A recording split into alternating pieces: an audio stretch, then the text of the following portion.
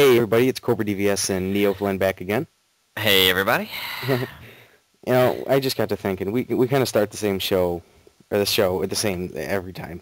It's Yeah, I start all my videos with "Hey everybody." It's hey like my everybody. catchphrase. Yeah. Uh, okay. Well, um, yep. So this is episode 5 of the second season, if you will call it that. So we are almost as far as we made it the first time around, which was 6. But Nobody's pregnant, so I think we're good this time. I hope I'm not. That's the last thing I need. No, no. Um, okay. All right, well, yeah, let's just go ahead and dive right into it. We can read the last week's comments. Not a terribly large amount, but let's go ahead. All right, the first one is by Business17.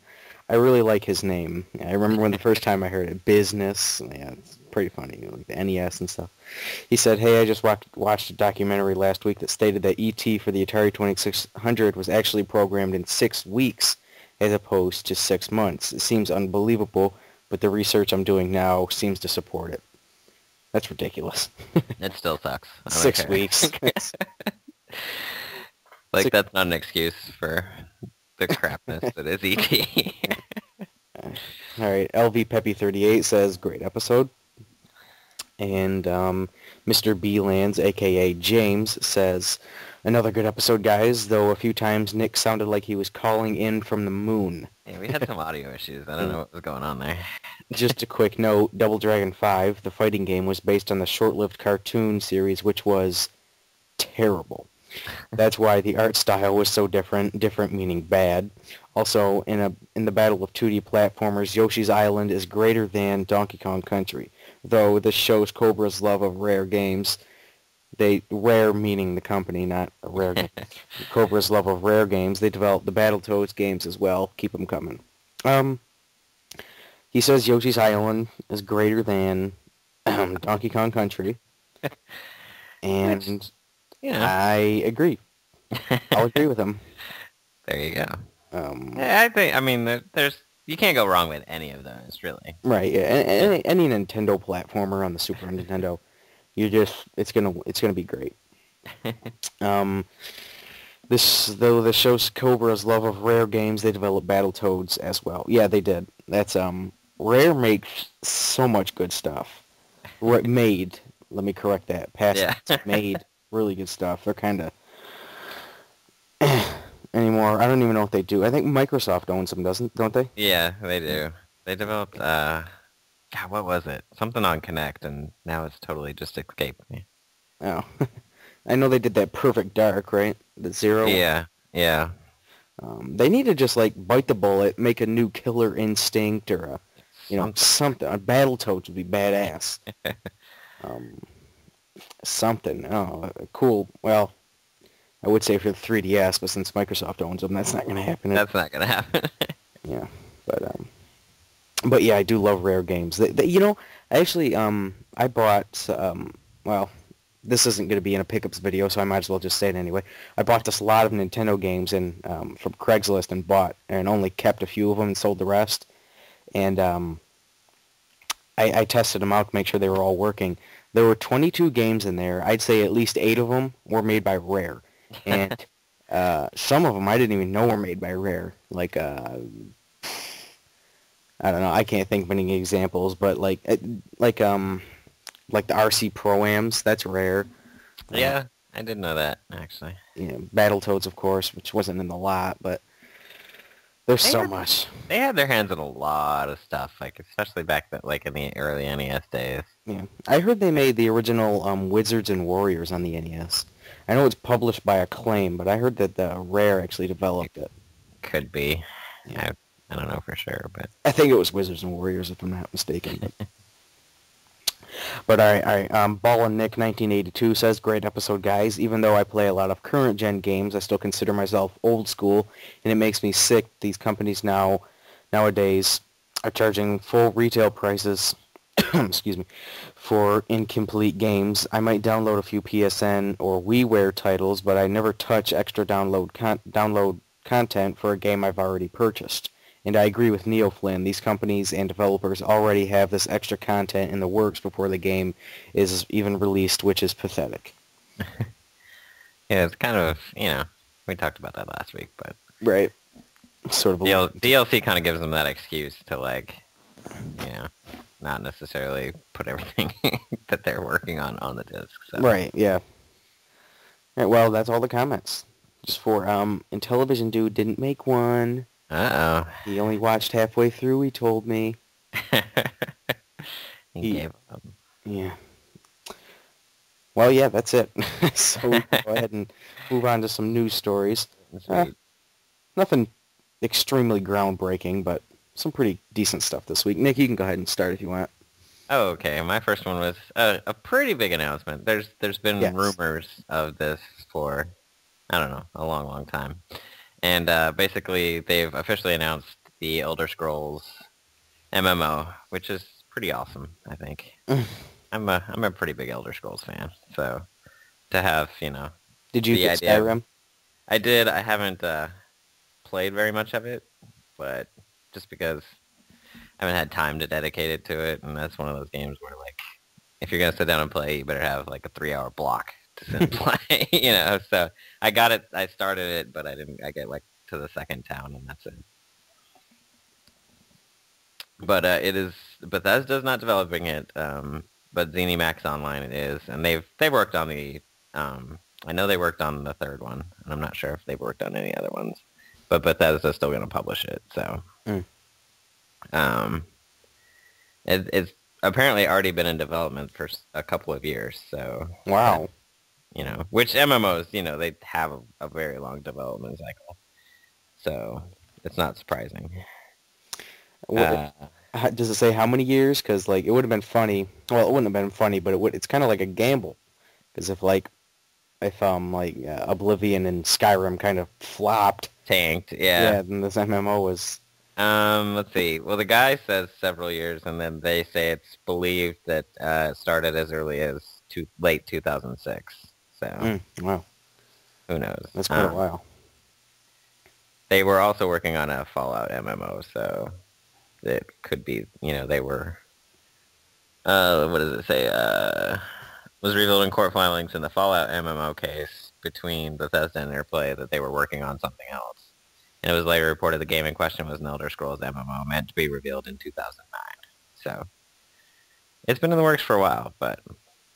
So there's no Fallout MMO or what? Well, that is kind of on hold because they're still in court over who actually has rights to the license. So I never understood we talked about that in an earlier episode. But, did we? Yeah. Okay. So Bethesda and Interplay are still fighting over who has the rights. So I think that one's on hold right now. But okay. But yeah, like interestingly enough, Rob Maximum RD posted something about MMOs on his Facebook group today, and about whether other people enjoy them. He doesn't, but I've never played one. My comment was like the only two that I've ever really gotten into and played hardcore was Star Wars Galaxy and now Star Wars Old Republic. So I think for me, like, it has to be a world, a universe that I really enjoy. Like, I tried World of Warcraft. I just didn't get into it. I don't care about Warcraft that much. So, like, for me, it has to be a universe that I like already for me to get into an MMO about it. So, yeah, I'll be playing this one, I'm sure. Yeah, I have never played an MMO. I don't know what it would take for me to play one. It'd probably have to be... If I were to play one right now, it would probably be Star Wars. Yeah. Or like if a Halo one. If a Halo one ever came out, it might be that one. They're a totally different type of game. Like, you really have to... And for me, like, I'm going to out myself as a total nerd here, but I get into, like, the RP elements of them more than anything else. Like, I can sit in RP with people that I've made friends with in the game and not even care about leveling and all that crap, And I think that comes, like, because I used to play tabletop, like D&D and Star Wars and stuff, so I think that's where it comes from. Like I said, I'm going to out myself as a total nerd, but so, that's the elements of them that I like getting in a huge group and just actually playing as your character, not just running around in this game world, killing stuff, so. Have you ever seen the episode of South Park with World of Warcraft? Yes, and that's one of the best episodes That is one of the best episodes. Like It's a good one. easily one of the best ever. Yeah. Okay. So that's it on that one. Yeah. All right. Big news of the Elder Scrolls MMO. All right. Well, I have two here, of course, and I don't know which one to do. Okay, we'll start with the predictable one. All right. Well, much to the dismay of to the dismay and probably not up to the shock of very many people, a new Call of Duty game was announced, and I don't know that the title is surprising. It's Black Ops 2, which plays, of course, as a sequel to 2010's Black Ops. Yeah, I think it was 2010. Yeah. Yeah, because Modern Warfare 3 was 2011. So. Okay, so this is the other developer of the Call of Duty games, Treyarch. They're making this one. They do everything that seems not to be Modern Warfare. So Right. and I gotta tell you, I think Black Ops is better than the Modern Warfare series. The first Black Ops, I thought it was better than like Modern Warfare. I don't know. I think it's because they get to make up like their own stuff. Like it's set in a real time, a real war or whatever. Yeah. But it's not so predictable, I guess is what I'm saying. I feel like they have more freedom to do what they want. Yeah. And I don't know, zombies is infinitely better than that survival thing that the Modern Warfare ones have. I think these ones, they sort of like take themselves a little less serious, and they're a little more fun. Yeah, I really enjoyed the first Black Ops. Like, I thought it was one of the better Call of Duties, actually. Yeah. Yeah, I really enjoyed the first one, and James and I played a lot of zombie mode. So yeah. Okay, now, so zombies is going to be in this one. I saw that article. I don't think it's in this one, but there will be zombies. What else was I going to say? Oh yeah. It's I don't think this is in this article either, but it's set in the future. I know you saw the trailer. The trailer, yeah. And, it looks interesting. Different than the rest. Yeah, it really does. Like, from what it looks like in the trailer, like, there might be some flying sequences, like, either, which they had kind of in the first one where you were the chopper gunner. Mm-hmm. But, it looks like they're trying to maybe do a little bit different stuff with it, so that's a good sign, I think. Yeah, I like that it's in the future also because that gives them more freedom to do what they want, which was... Yeah. So that's interesting. I wonder... Oh, man. It just sort of begs the question if it's going to be like... If it's going to be this big thing like, yeah, we're doing something familiar, yet different enough to be fresh, or if it's just sort of going to fall into the, oh, we've already done this, it's just in the future, Yeah, I think they have to do something a little bit different with it, because people are going to eventually get sick of the same canned stuff, Uh-huh. So, and apparently Reservations have already, like, done better than what Modern Warfare 3 had done at the same time. Oh, come on, that's ridiculous. I saw that somewhere. I don't remember where it was, but... Man, I don't know. And another thing, it's released on my damn birthday. So, we know what you're getting. Okay, if I get that, I'm gonna, well, I usually, like, just buy my own present or, buy something for myself or whatever. I don't really get a gift per se anymore. But, it's definitely gonna be Halo 4 over this, which is a week before, so, a little too late for me on the Black Ops, but we'll see when it comes out, and I'm sure there's going to be more information released and how it's going to be, different and all that. And they're giving away like these pre-order bonuses, and it's just sort of it's irritating. The whole thing's just irritating because we've done this for 4 years in a row. This is the fifth. It's I don't know. Over it. All right, well, that's it, yeah. So it's coming out. Oh, the date that it's coming out is November 13th. So if you want to send me something for my birthday, that would be the day. Anybody who's listening. Not just you, Nick, but anybody. Right, yeah. All right, well, that's it. All right, my second one. It's kind of interesting. I had no idea about this. Apparently, Motorola Mobility and Microsoft are currently in a little legal battle over some apparent copyright infringement or patent infringement. And in Germany, they've actually banned the sale of Xboxes and Windows 7 phones, apparently. So, yeah, if you're in Germany, you can't buy an Xbox right now. And also Internet Explorer and Windows Media Player, oddly enough. Like, it's totally banned in Germany. And there's also, right now, a case in U.S. court dealing with the same thing. And it's apparently over some video coding and playback.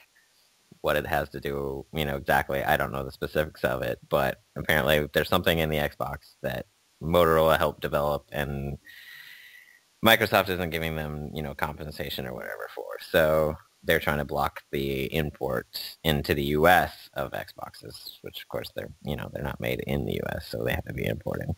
Mm-hmm. And yeah, all Motorola is looking for is, compensation for their intellectual property, which makes sense. So hopefully it will get resolved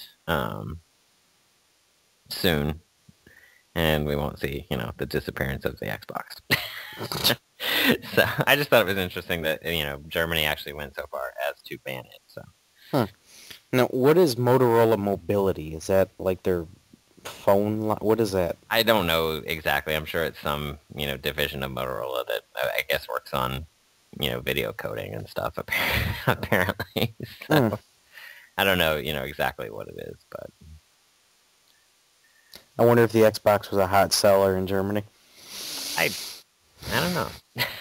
I always hear about how it doesn't do that great outside of the United States. Outside of the U.S., yeah. Yeah. So. But we'll see. It'll be interesting to follow to see what exactly happens. But I just thought it was interesting that Germany actually, banned it based on that. So.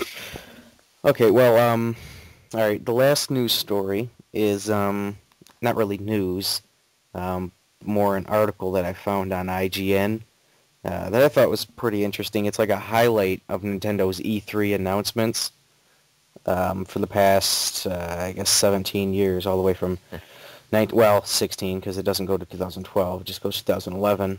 But I thought it was interesting if you read these off, and some of them are pretty cool.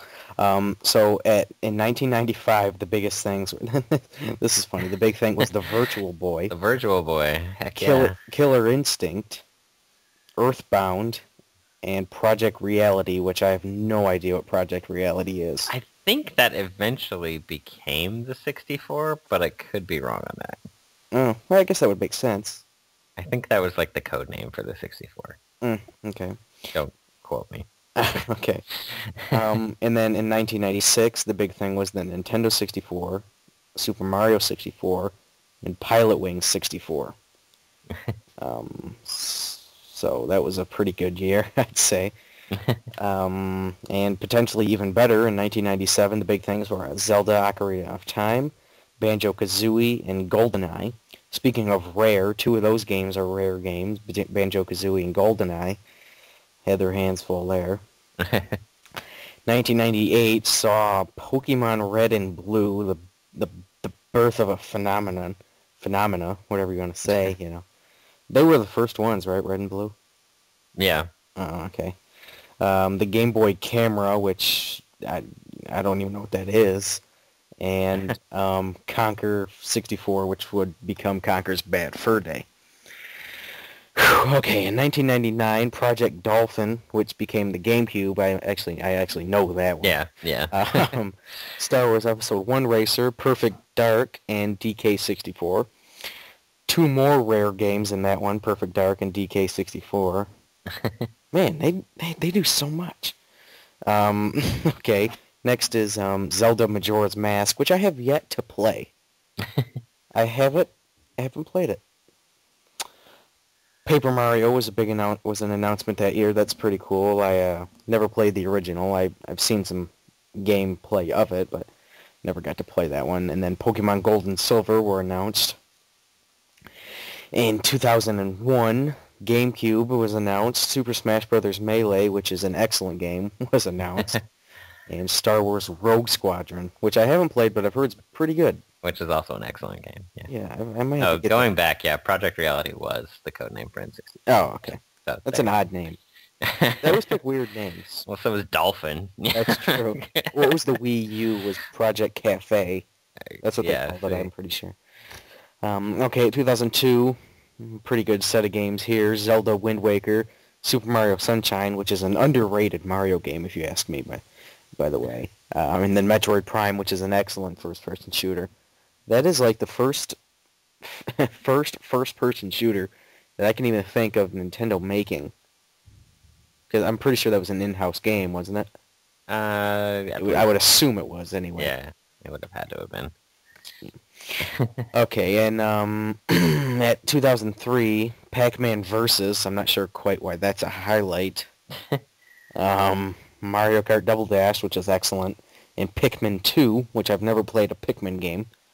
It's interesting. I played the first one a little What bit. is it? The first one, you were this little astronaut guy that crash lands on this planet, and you're trying to collect the pieces of your ship back so you can get off the planet, and you have to control the little Pikmin to do your bidding, basically. You have to use them to do everything. You can't do anything yourself. So it's interesting. It's kind of like a puzzle game, kind of. Oh, okay. So. Okay, in 2004, this was a pretty good year. The Nintendo DS, Zelda Twilight Princess, which I have yet to play that as well. I really want to get that one. And then Zelda Minish Cap. Also haven't played that. All right, so 2005 was pretty huge, I guess. They announced the Revolution, which turned out to be the Wii. The Wii, yeah. I remember when it was called the Revolution. I don't know. I'm kind of thinking about the name. What's better, Revolution or Wii? I mean, really, because if you think about, they were trying to revolutionize gaming by making it motion-based. Yeah, that would have worked, definitely. It kind of makes sense. That's the only thing they have for 2005. And in 2006, it's the Wii Sports, and then Super Mario Galaxy. 2007, it's Wii Fit, which I haven't used and not really anticipated. I got one, and I used it for a little while, and then it kind of lost interest. It is interesting. If you can dedicate yourself to doing it, you have to do it often, or else it loses its effect. But it's interesting. The second one that they came out with is a little bit better. It has a little bit more variety to it, but okay. This next year's interesting. It's Wii Music, which turned out to be a colossal failure. Yeah. Wii Sports Resort, which I don't have, but I'd really like to get. That's the golf in Wii Sports Resort's a lot of fun. Yeah. And then Mega Man 9. That's pretty cool. It's the 8-bit, I'm sure you, of all people, know. Yeah, I find it interesting that they're counting that as a Nintendo announcement, because that was multi-platform. Yeah, that's true. So, I don't know. 2009, they have Super Mario Galaxy 2, Metroid Other M, which received mixed results, or mixed reviews. And I have it. It's going to be in my pickups video, but I haven't played it yet. But what I find interesting about it is that it's actually made by Team Ninja, who makes the Ninja Gaiden games. I did not know that. And the kid at GameStop sort of pointed it out, and I was like, oh, no kidding, So I'll be giving that a shot. And then Scribblenauts for the DS, I'm pretty sure. Yeah. And is that related to Psychonauts at all on the Xbox? No. Okay. Which is a good game, by the way. There's also one on Xbox called Awesome Knots that just came out. So Awesome Knots? There's a lot of knots out What the there. hell does knots mean? I don't know.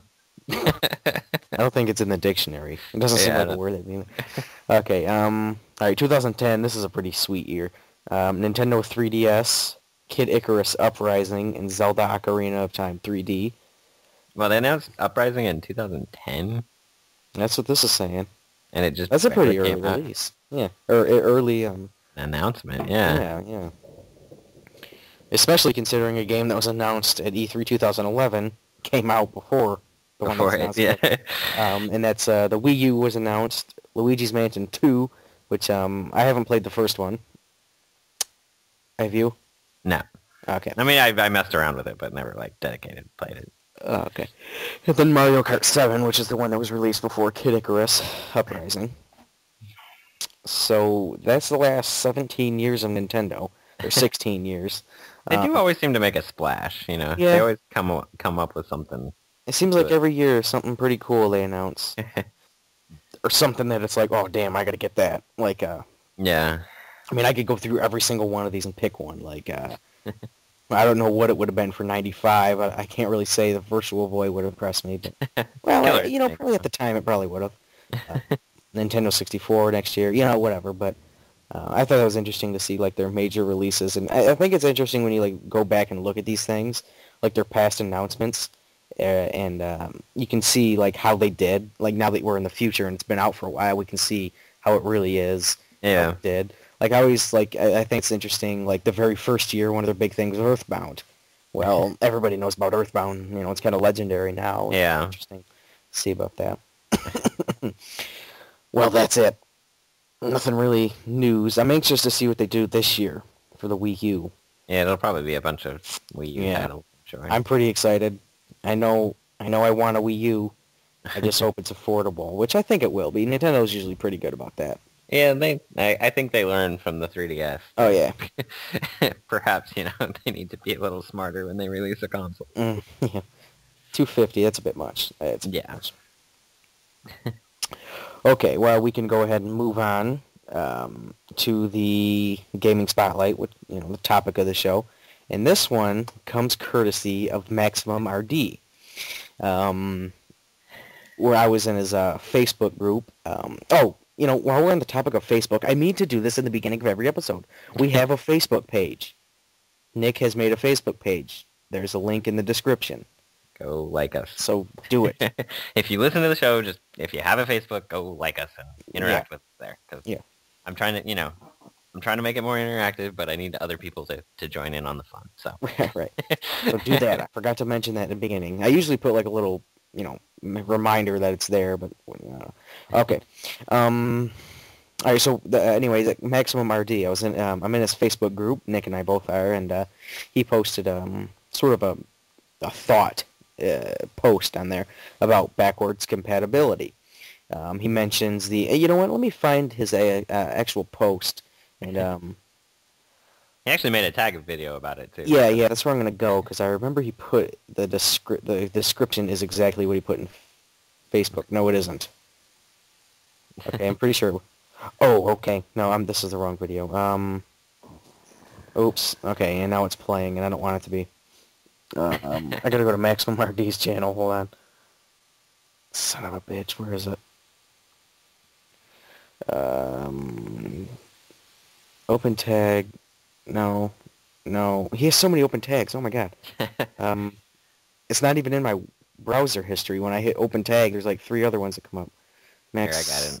You got it. Okay. Yeah. Well, I got his post here. Okay. You want to read it? Oh wait, that's the wrong one. That's his video link. Hang on. Well, here, I can just open the video. That'll work. Yeah. Open Sesame. If my internet will work, that would be awesome. It's Comcastic. All right, here we go. Comcast. Just a thought. How many of you care about backwards compatibility? Question mark. The Atari 7800 could play 2600 games. The PS2 could play original PlayStation games. The Wii could play GameCube games. PS3 and Xbox 360 had some BC options. How useful or important do you think the feature is? Do you factor in BC as part of your buying decision? Do you prefer just playing the newer games for the console instead? What say you? So, and then he actually gives us a shout out in that video. And yeah, that was nice of him. We'll give him a shout out here. So check out Rob if you haven't already. Yeah, do a tag. Do a response to this video. This is an interesting topic.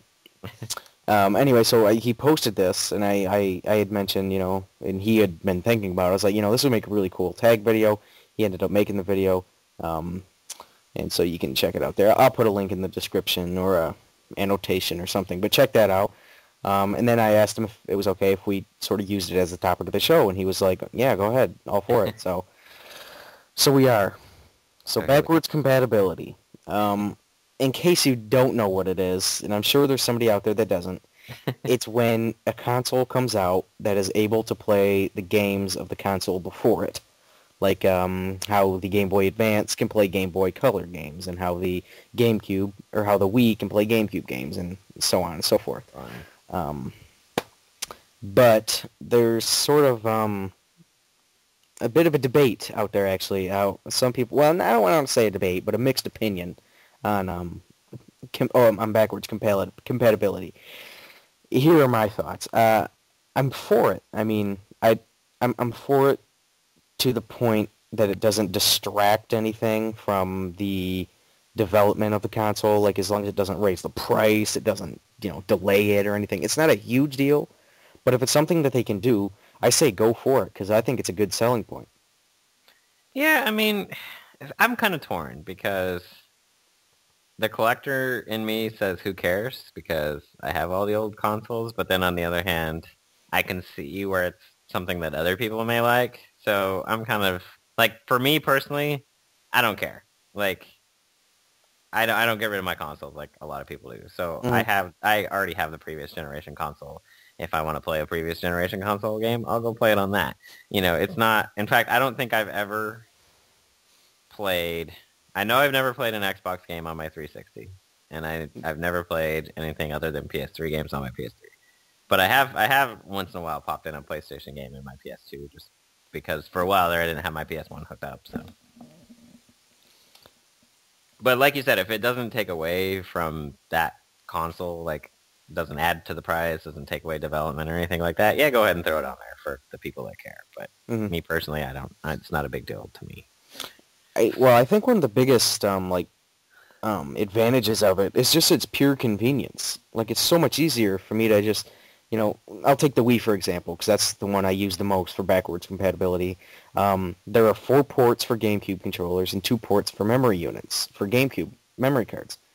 If I can have those memory cards plugged in all the time, and I have a wireless controller, so I just have the receiver plugged in all the time, and I can just pop the game in and play a GameCube. It's so much easier to do that than have to hook up my GameCube, because I don't have all my systems hooked up at once. That'd be, insane.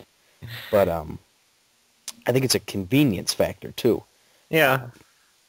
But, like you said, there's no reason, if it didn't have it, it wouldn't be a big deal, because I have the older console. Yeah. See, like, for me, I do have pretty much every console hooked up.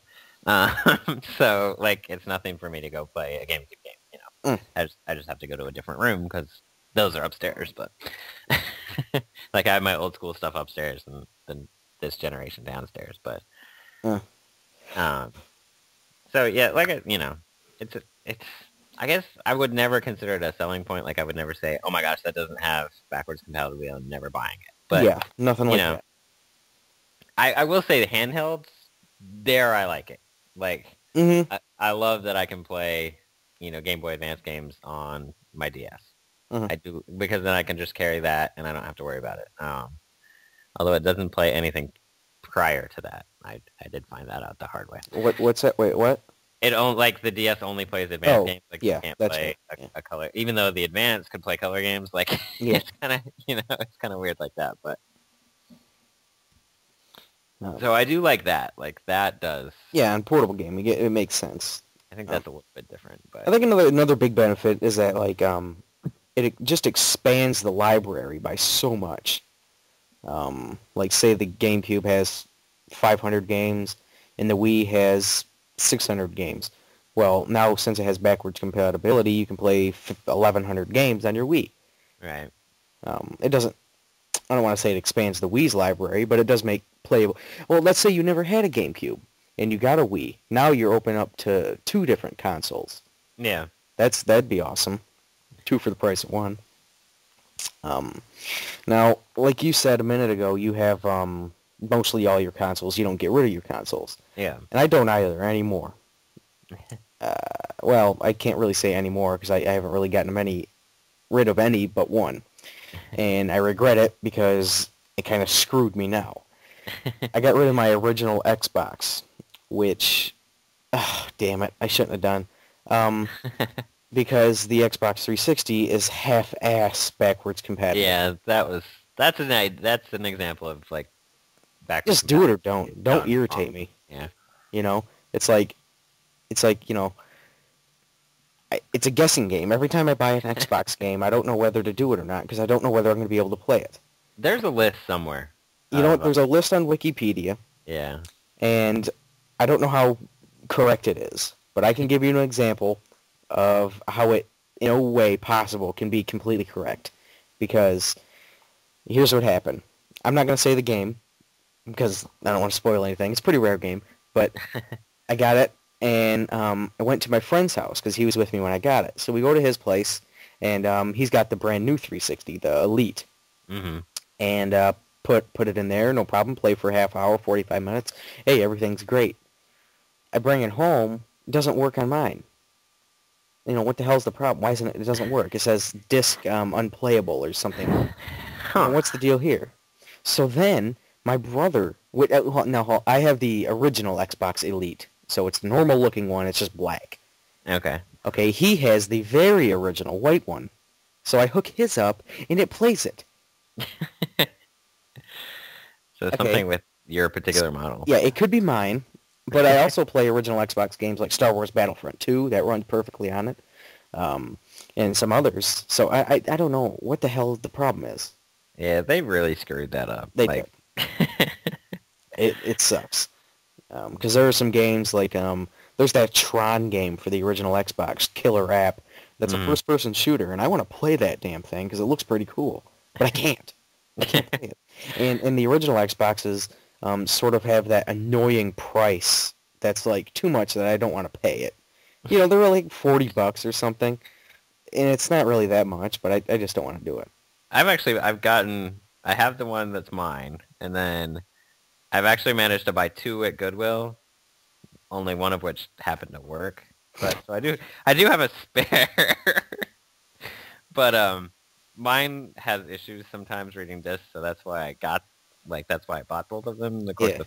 the first one turned out to not work, and the second one, but they were only $10, so I figured, Oh shit! what the hell, you know? If it Yeah, doesn't really. work, it doesn't work. Yeah. And I guess if I really wanted to, I could go online and probably learn how to fix the one that doesn't work. But Yeah. so I got the spare just because I know mine's gonna eventually stop working completely. Yeah. The rare time. For some reason, this is really funny. EA games is what it really has trouble with. Huh. Like I can sit and play for an EA game for a good little bit, and then it'll randomly freeze in the middle of it. So it's just funny. It seems to only happen with EA games. So I don't know if Yeah, that's interesting. the curse of EA and Xbox, but Yeah. All right, well, yeah, so Microsoft screwed up. PlayStation, so I don't have a PlayStation, but from what I understand, the very early ones could play PS2 and PS1. Is that right? could be. And I know, like, I think the PS2 had trouble playing, or no. So PS3 has trouble playing the blue PS2 games, I think it is. Like, there are certain ones that won't work. So even PlayStation has its issues. Like, it's something with the disc, though, not the hardware. But I always wondered why some of them were blue and some weren't. it's like the very early titles were blue. Who knows why? But I'm sure there was a reason. But I hated how the original ones were black. and the PS1 yeah, games. I don't know why I didn't like it, but I just didn't. it just looks weird. Like, It does look weird. it's not natural. And it's the only system I've ever seen that doesn't have standard shiny discs. Yeah, Besides the PS2 with the blue, but the blue. okay. All right. Trying to think of anything else. I think the Atari 7800 is interesting because they skipped over the 5200. You can't play those, but you can play 2600. Who really bought a 5200 anyway? Like, Oh god. There's no reason to have. There's zero reason besides collectability to have a 5200. Does it have any original titles? I'm sure it has something, but who knows I can't why. think of one, and that's a problem. So I don't know why you would get one of those. So skipping over it's not too much of a problem, I suppose. But the 7800 is cool that it does play both, and I actually end up using my 7800 for my 2600 games anyway for some reason. Oh, because I have an NES modded controller that'll play on 7800, so it's just easy. Just easier. Yeah. Okay. All right. Well, we got a few more things to talk about, so if you're all set with backwards compatibility, we can Yeah. move on. Okay. All right. So this game of the week is pretty interesting. I saw you posted it in the Facebook group already, Yeah, and I it. spoiled it Oh, that's all right. That's all right. for the There's five really not. people that picked it. This game spoils itself. If you know. All right. So it's an interesting game that has an interesting story, and it is Contra Force. Now, when I started collecting, I knew what Contra was. And when I found out there's a sequel called Super C, hey, you gotta get that. Well, I was actually watching, and I don't know if you've ever watched him, the Irate Gamer. Have you ever watched him? I have. I'm not a big fan, but You know what? Nobody really is a big fan of his, I don't think. But in all honesty, I actually found him before I found the Angry Video Game Nerd. I mean, obviously, James is way better than this guy, but I enjoy him for, he's kind I of mean he's the good same in small guy. doses. It just feels like a cheap ripoff of, Yeah, which I guess anyone that does kind of that angry-ish, type of review style, just yeah. kind of feels like a cheap ripoff, even if they were around first, because everybody thinks of, James as Mhm. the original one to kind of do that style. So, Okay, but so I mean, he's okay. He's not terrible. I've never been a huge fan. yeah, he's no James, that's for sure. But anyway, he had a review of Contra, and then he did another video where he talked about Super C, and then Contra, this other Contra game I'd never heard of. I had no idea what it was. It's Contra Force, and it's like, what the hell is this thing? It doesn't look like Contra. It doesn't play like Contra. It isn't Contra, It's as we'll not. find out. Yeah. Um, and it was when was it released? I want to say 92. Yeah, it's 92. Okay, 92. I happen to have the Wikipedia open. Oh, do you? Okay. All right. So it actually was released on the NES, and it was released after Contra 3, which I think came out in 91.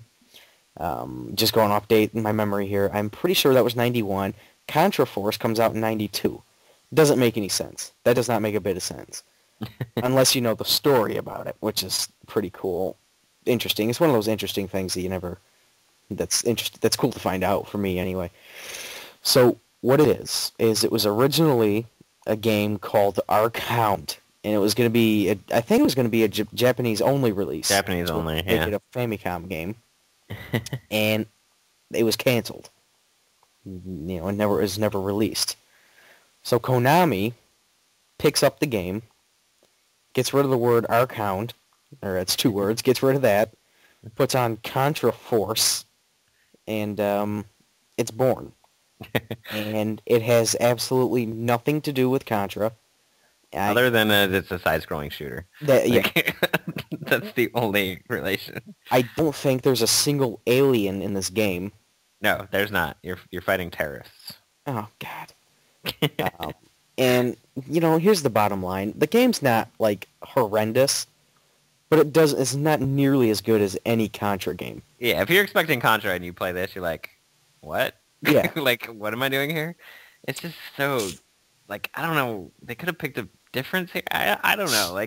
They probably just did that to sell more games. Oh, definitely, yeah. Because Contra is so good, such a good following, and they're like, oh, if we slap Contra on it, people will buy it. So Yeah.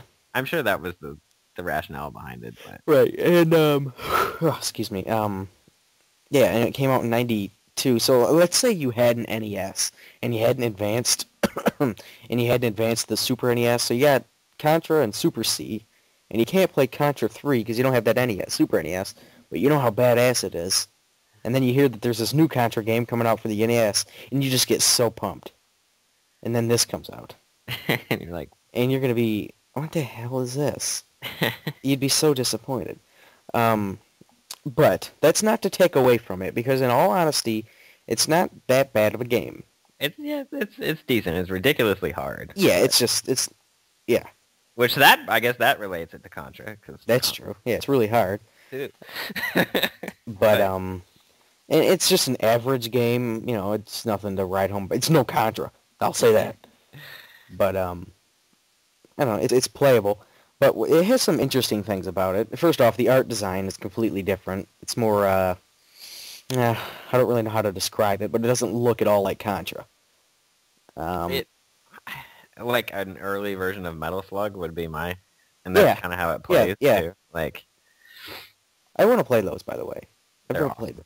those. Yeah, I've heard they're pretty good.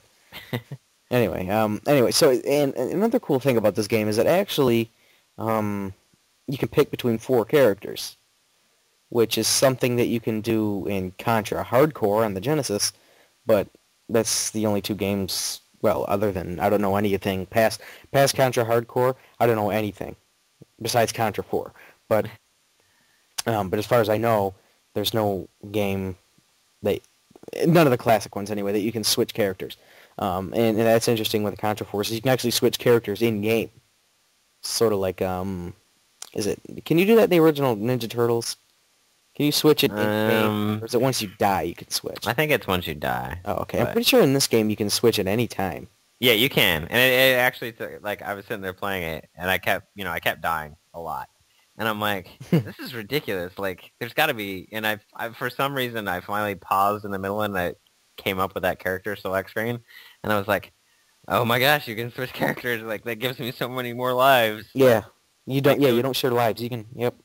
yeah, Same each character has 3 lives, and as long as you don't lose all the lives of one character, like you can switch to the other ones. So essentially, you have 12 lives to get, and I still can't get through the first stage. Yeah. Because It's so too cheap. hard. Yeah, It is. It's not. The thing about like Contra 1 and Super C, they're hard, but they're fun and they're beatable. they don't Especially feel with cheap like this one does. Like especially with the Konami code. And I don't know if the Konami code works on this one. I was playing on emulator, so that may have something, but I couldn't. I was trying to put it in, and it didn't do anything. So I don't know. Let's Google this bad boy. Contra Force code. Konami code. But like it's hard. There's hard, and then there's like just cheap, and this one just feels more cheap than actually being difficult. Like the way the screen scrolls is what really kept screwing me up. Like, because your character, like, you don't start all the way to the right, but as you progress through the stage, like, it feels like you get farther and farther towards the right of the screen, and, like, you can see less coming at you. Like, that's just how it felt to me. Maybe that was just me being weird, but... like, it just felt like the more I got through the stage, like, the farther right my character became. Yeah. To get I know what you mean. You know what I mean? Yeah. It says on here, by the way, if you do the Konami code, you get 30 lives. Yeah, it does work. Yeah. It says, while the Contra Force title screen is scrolling down after the NES is powered on, you get 30 lives, which would probably help. That would help tremendously. Yeah. Yeah. Yeah. I might actually be able to get past the first stage. So, but anyway, I thought this was an interesting one to bring up because a lot of people, I'm sure if you're a collector, you've probably heard of it. But it's pretty obscure. It's pretty hard to get a hold of nowadays. It's one of the more uncommon, rare NES games. It's about a $50 range. So the other really interesting thing is, like, I don't know if you may not even know this, but you can actually set, like, the other characters to help you for a minute. Computers? Yeah. Right. Like, when you go to the character select screen, like, you can tell them, cover my back or something, and they'll pop out for 5 seconds to help you. Which, that may be the first time I can recall on, like, an AI-controlled helper, Did you say 5 seconds? Yeah. They don't stay out very long, but not a whole lot, but yeah. I mean, the other thing that I couldn't figure out is, like, on your character select screen, it shows their different guns, but I could only ever have them use the one gun. I don't know if you have to pick up the other guns or what. Like, yeah. I know when I played it, I only picked the standard character. I forgot his name, but it was the normal guy. Let's see. Yeah, it doesn't say anything about the other guns, but... Did you say they all play the same, or...? No, each gun is a little bit different. Like, so each character plays a little bit differently. I don't know how much it actually affects. Like, you're still shooting, but... And are there weapon, like, pickups that you can get? There's briefcases, but I couldn't ever figure out if they were doing anything. Like, as you're going through the environment, there's the stuff that explodes, and every once in a while those will drop a briefcase, but, like, you pick it up, I can't tell if it did anything. Huh. I don't know. Yeah. Right, so the bottom line, it's not a terrible game. And if it were called something else besides Contra Force, it would probably be more well respected. Yeah. It's not an well, I don't want to say it's not an abomination because a little bit to the name it is. But it's not a terrible game. But you're really not missing out if you don't have it. Yeah, if they, like, you're right. If they had called it something different, Yeah, if they it called it probably would have Arcount done. or something. Yeah, yeah. If you had called it Arcount and just still done what you did to the game, but just call it something different, it probably would have done all right. Like, Yeah. then we wouldn't have that, stigma of Contra in our face. Yeah, yeah. You wouldn't have to compare it so much. It'd be like, well, this is kind of like Contra, but it's a little bit different. It's probably not as good, but it probably wouldn't get ragged on as much. Yeah. Yeah. But it's an interesting little title. Yeah, yeah. Download it, play it, buy it, buy the real thing. Do what you got to do. But I wouldn't recommend spending the eBay money for it. I mean, unless you're going solely for the collecting purposes. Yeah. I don't know what it goes for now. I think it's like $60. Yeah, But go emulate it and be done with it. Oh yeah. Yeah, okay. All right. There's a 67.49, a 69.99. And okay, is this guy high or something? $250 or $150 starting bid, and it has the manual. It's not even complete in box. No, no, no. And there is a complete one. What's that at? 200. 205. And this guy wants 250 for his 250. annual. Less the box. Wow. What a dumbass. Too bad we're not doing the bizarre eBay auctions. Bizarre eBay auctions. There Yeah. we go. Okay. Bring it back. Just for... The user reviews on eBay also, it gives it a total of four stars out of 5. Some of the reviews, okay, this is weird. The title of the review says, "Good title for the game." I assume that was some sort of sarcastic remark, but after reading the review, I don't think it is. It says, "Awesome game. I didn't even know the existence of this cool game. It's really fun to play for someone that is looking for an old-school shooting game. Thank you." Okay, well... I mean, if you're posting your reviews on eBay, you probably don't know what the F you're talking about anyway, so... Most people give it about 4 stars, which is, I don't know. I'd give it 3. 3 out of 5. I think that's... Yeah. I'd say that's accurate. Yeah. Okay. All right, well, we can move on, if you so please. Yeah. You can go ahead and do what we're playing. You can go ahead and What we're start playing. I got kind of an interesting little... Well, first, I'll start with the first one first, and then I'll get into my shenanigans after that. But actually, last week after we finished recording, and I said I was going to go play Halo with James, I actually wound up not playing Halo. We actually wound up playing Red Dead Redemption, which I had not played in forever. He had a couple of friends that wanted to play, so we actually got a group of 4 together, and we went and did all the co-op missions that were in I think it's the first DLC that they came out with. Might have been the second one. I don't know. But anyway, and it was like ridiculously fun. Like I forgot how fun that game is to play, especially in a big group like that. Like we started off just running around in free roam mode and just having fun, but then we're like, oh, let's go do these, because James and I had tried to do them as 2 players, and they're like impossible with only 2 people. Like you need a full set of 4, and we got stuck on 1 for a little while, but we actually tore through them pretty quick. So, have you ever played Red Dead? I haven't, but I've heard it's a pretty good game. Yeah, I mean, it's Rockstar, so that tells you...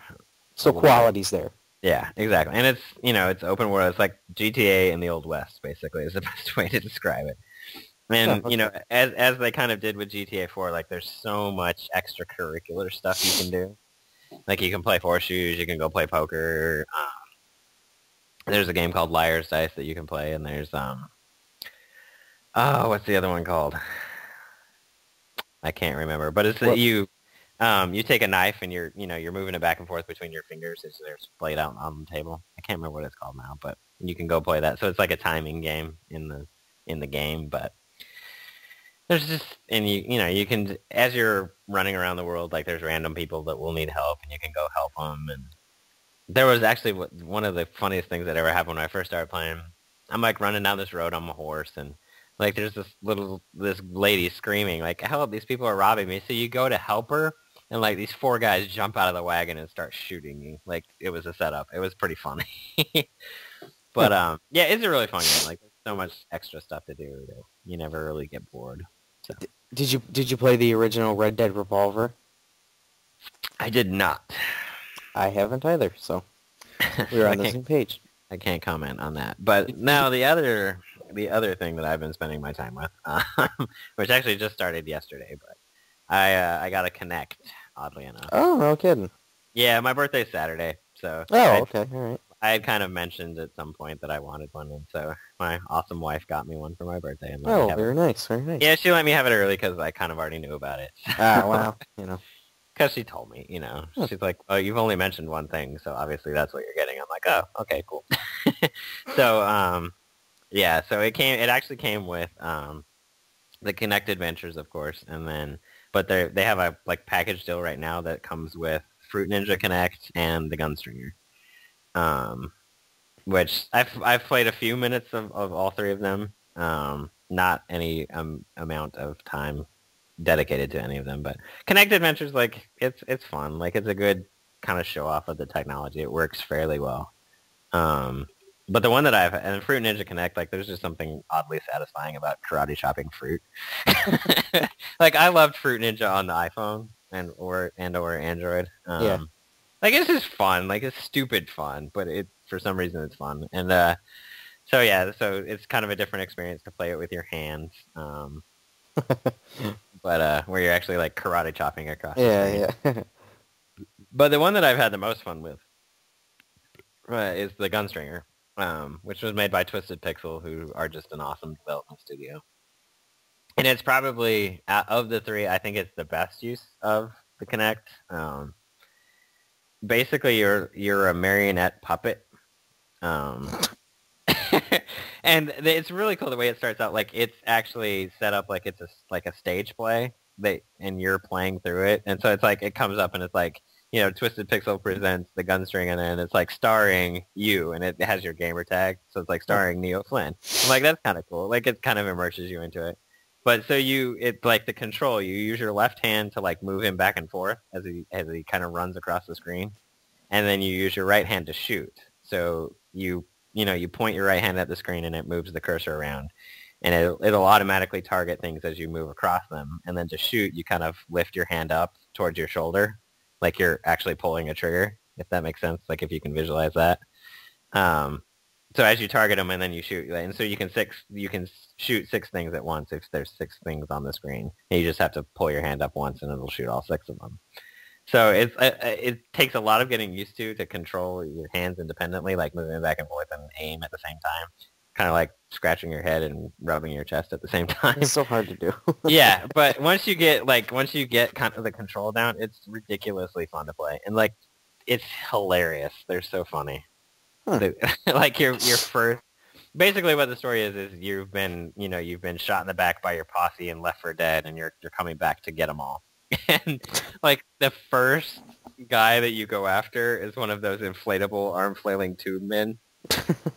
Like it's like it's describing the story, and it's like the arm flailing tube man often works outside of saloons and like to try that. It's like just so funny. Like it's so tongue in cheek. But so if you ever get a Kinect, that would be my recommendation of a game. Gunslinger?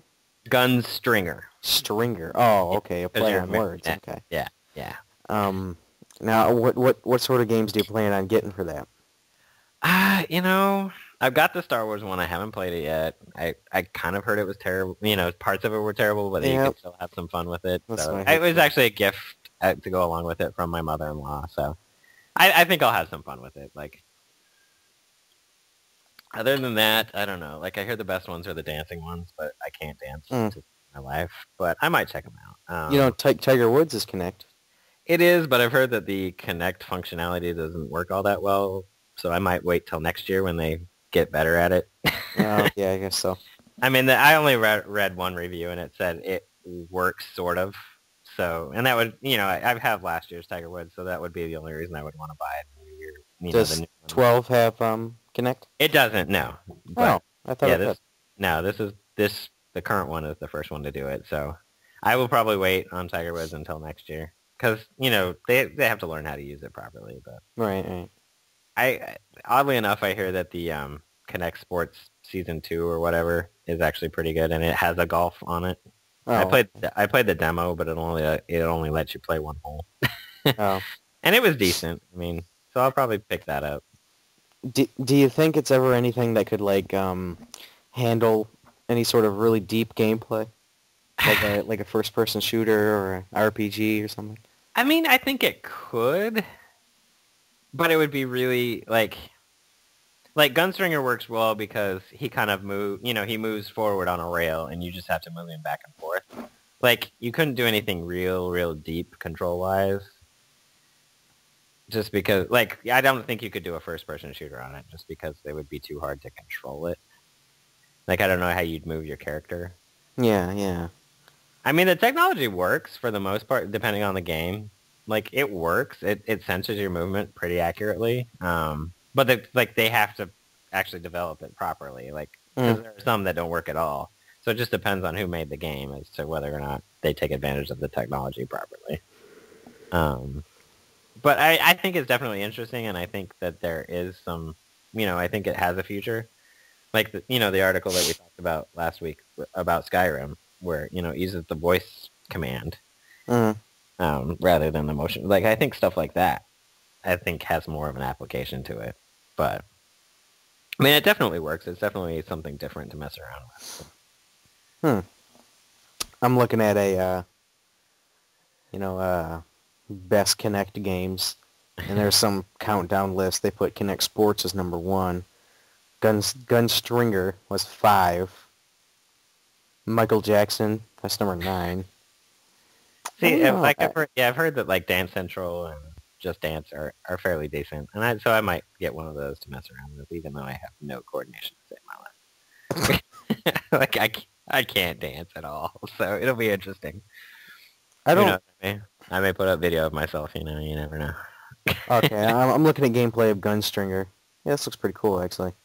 It like I said, it takes a little getting used to as to how to control him, but once you get into it, it's ridiculously fun. And it's funny, which is always good. Yeah. I don't know. I'm worried about the Kinect. I don't think I'll ever get one. I mean, I just don't see myself playing it that much. And if I want something like that, I have the Wii, and I don't really play the Wii for those quirky, like the games you're mentioning here. They're kind of like the simpler. Yeah. Nothing real. I'm interested about the Star Wars. See how that is. I heard you get to play as a Rancor, which would be sweet. There's one mode that's called Rancor Rampage where you just control Rancor and you just destroy everything. Sounds pretty. It'll put you in the in most isolated and you just run around and destroy stuff. Nice. I hear he's kind of hard to control him, but that's a shame. I'll let you know. I'll play Star Wars probably this week and we'll talk about it next week. Yeah, awesome. All right. Well, I wish mine were more diverse. I mean, I could actually list like 20 games. But I'll list 2. Both retro, nothing really new. Although I did play Halo Reach for the first time in a couple weeks, just a few hours ago. But the first one I actually mentioned earlier. Well, I played Contra Force. I played a little bit of that. But Super C, which is Contra 2, I actually, in that lot of games I mentioned earlier, it was one of the ones that was in there, and I had to test it. And I kind of got to playing it. It was like, damn, this is better than I thought, because I've had it before. I don't have it now, unfortunately, but I have had it in the past, and I sort of pushed it under the rug. It's like, okay, it's Contra. It's not as good as the first one. I don't really need to play it. But I kind of started playing it, and I got hooked. I got hooked on it. It's a really good game. The problem is, it's like imagine Contra, and then times it by 2, difficulty. It's a lot harder than the first one. I can't even beat the first level. Because the first one's not hard enough, Right, yeah. Actually, no, scratch that. I beat the first level and made it to the second. I haven't beat the second. It switches to a top-down perspective, which is what Contra 3 does, actually, in the second level, I think.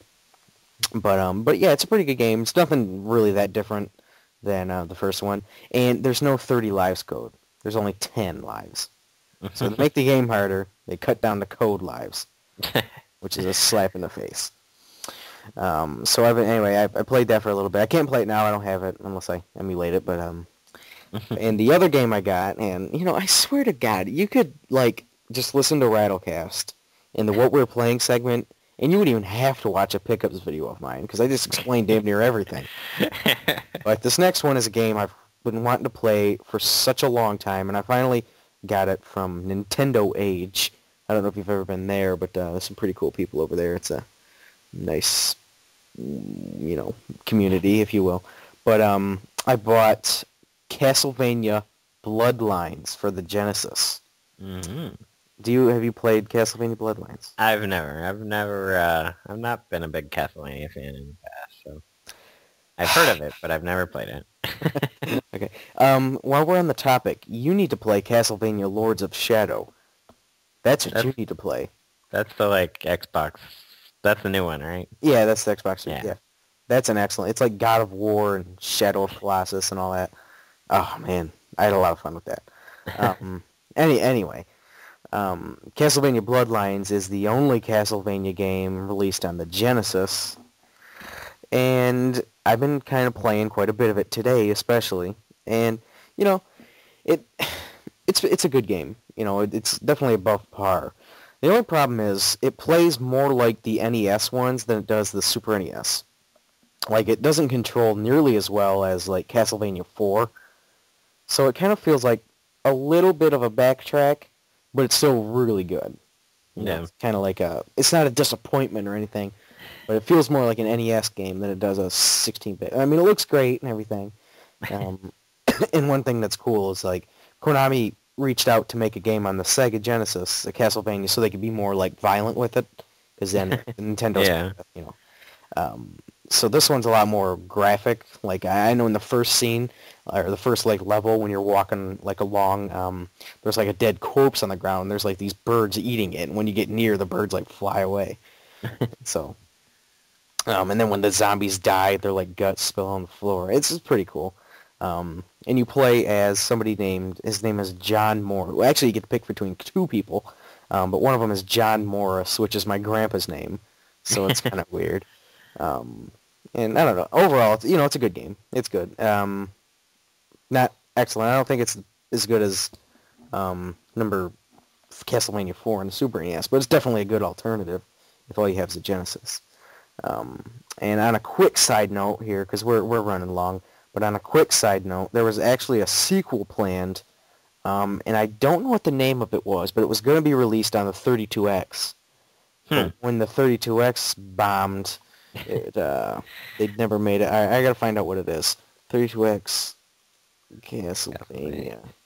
The Castlevania The Bloodletting. Okay, I don't like that name at all. That's a hard name to say. The Bloodletting. The Bloodletting. I thought it was going to be a sequel to, I don't know, I thought it was going to be a sequel to Bloodlines, but I don't think it really doesn't mention that in this, but I thought I heard that. I might be wrong. But anyway, it never came out, so. That's the point is mute, anyway. Yeah, that's true. So if you had a Genesis, you only get one Castlevania, as opposed to Super Nintendo owners who got two, But yeah, anyway, that's what I've been playing. It's a good game. Nothing modern. I haven't played Xenoblade or anything like that. Really? Yeah, I kind of took a break. Once I pick it up again, it's going to be like, okay, yeah, why did I put this down? Because it's a good game.